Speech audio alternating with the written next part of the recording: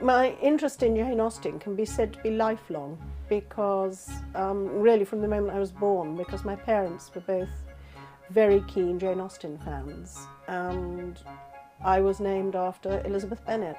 I resisted reading Jane Austen until I was about 13, and then I started reading them when I was 13, and I just read all 6 novels just straight through and was hooked.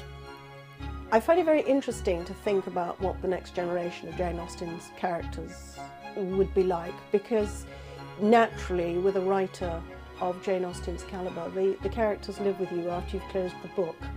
And then I started thinking, what about the characters in Pride and Prejudice? What about the Darcy children? How different for the Darcy girls would have been their outlook from those of the Bennet girls, when they were much higher status and had bigger fortunes. And it was just sort of fun to play with the theme of Jane Austen's and think, well, next generation, how would that have been different?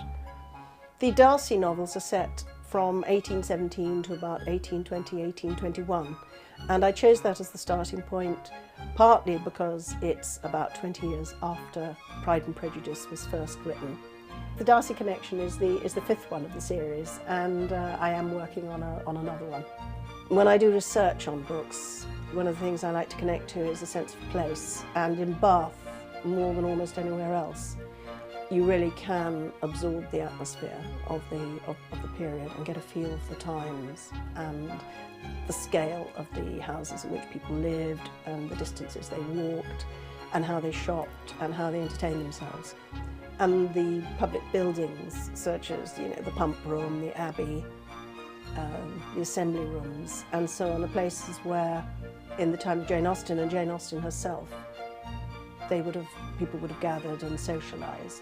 She wrote virtually nothing when she was in Bath. There's an idea that she actually was very unhappy and didn't like Bath.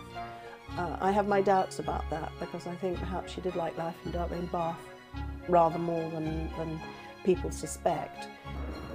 But as well as her living here, of course, 2 of her books, Northanger Abbey and Persuasion, are set in Bath.